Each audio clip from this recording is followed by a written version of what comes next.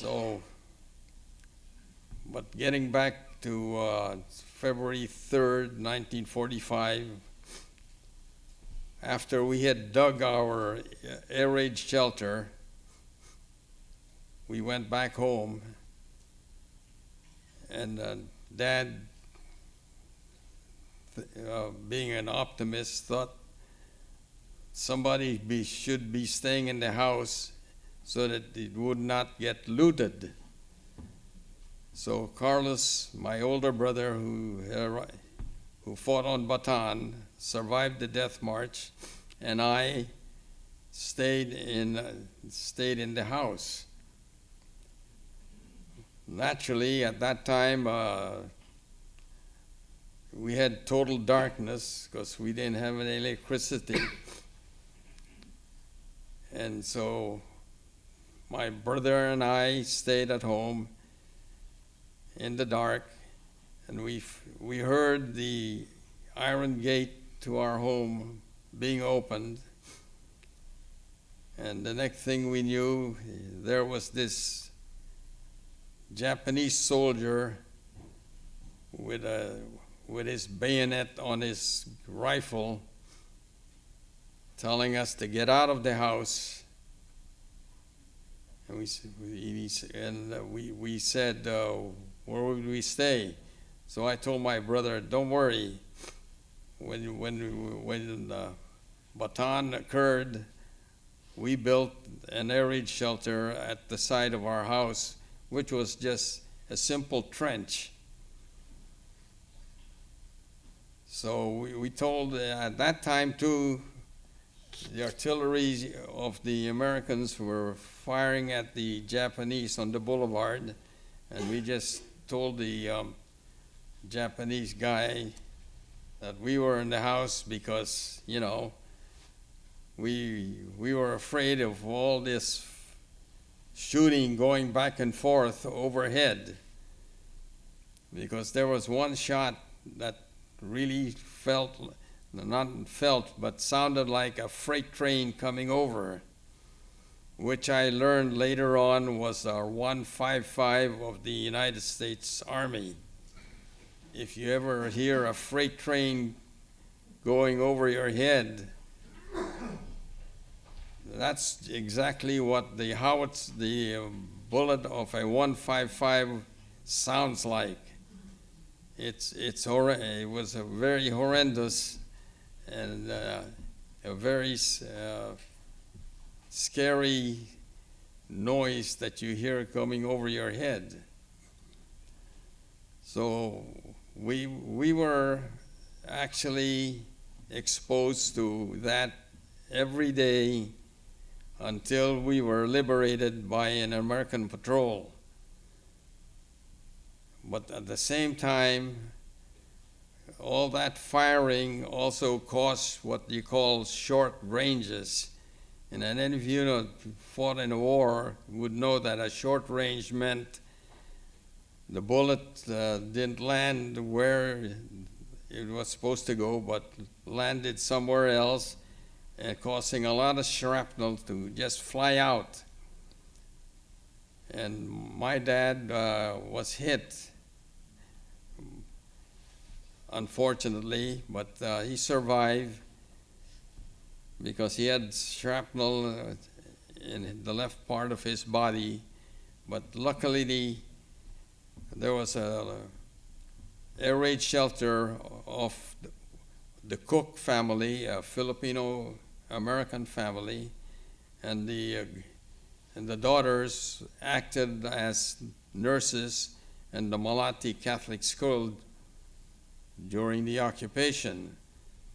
So they were providing first aid for people who had shrapnel, and Dad was one of the first, and they were able to stop the bleeding, but Dad had some more shrapnel, which he was not able to have taken out until we got to the United States.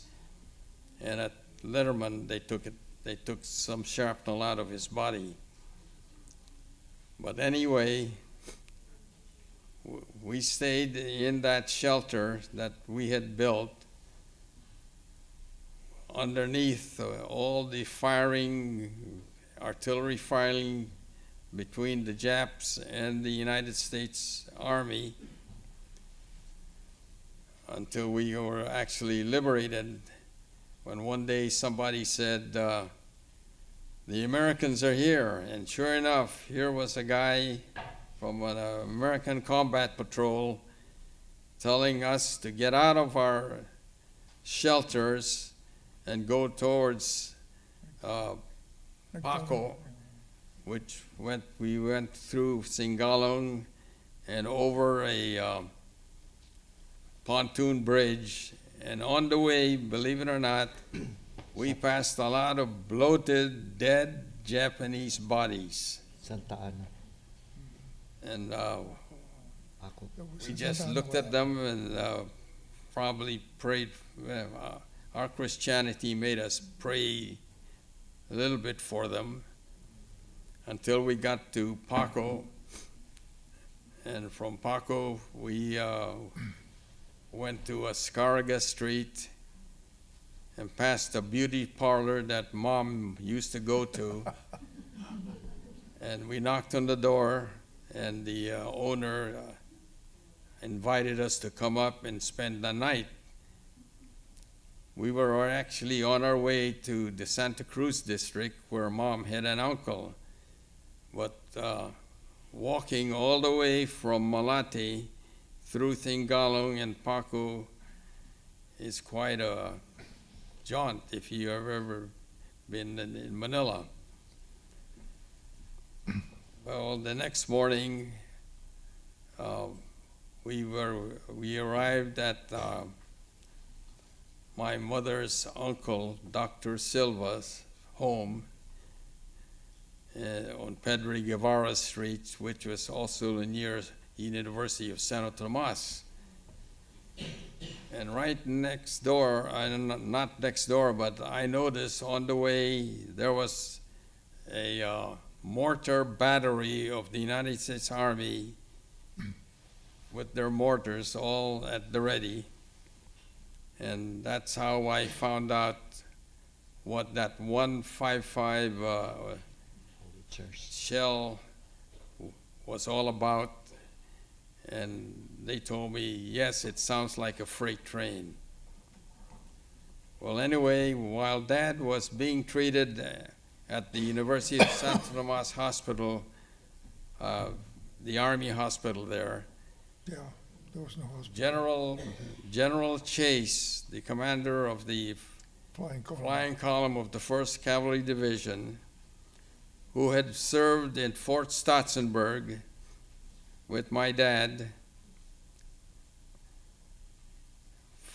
saw my dad, and naturally a nice reunion happened there, according to Dad. And the first thing the general asked Dad was, "Major, what can I do for you?" And he said, "I want to send my 2 sons to the United States to continue their studies." And then the general said, "Well, I'll try to do something about that." And the aide came back a few days, Dad was telling us, with a copy of a telex from, I think, the acting Secretary of War. I think his name was G-E-R-O-W, Grew, allowing Major Vere and Mrs. Vere and their 2 sons to take the first available transportation to the United States. And that was the greatest news that we ever received. Not only that, Dad was discharged from the hospital the same day, and believe it or not, he arrived at the home of Dr. Silva with some steaks, which they had given him from the kitchen, the Army kitchen at the University of Santo Tomas. So we had steaks that night, believe it or not. But at the same time, while waiting for our transportation to the United States, I was told that the Army needed base sensors who they were going to train. So I said, I'll be there. Not only that, we were paid in dollars. That was even better. But we learned how to censor a letter, and all they gave us was a straight razor, and you read the letter, and you took out the place, or if the letter said, first of all, the outfit he was with, that was out, and so was the location. Yeah, it's okay now. Yeah. But anyway, when we got our transportation, we were which was after the signing of the peace treaty. Armistice. We stayed at the Carolines for about 1 hour, and there I saw a whole bunch of ships, transports, freighters, and we were told this was going to be the troops, had the Japanese not signed, which would invade Japan. And I forgot to tell you too that when the war began, as a 17-year-old, I wanted to be on that first ship that hit Japan. Of course, I would not be sitting here right now either.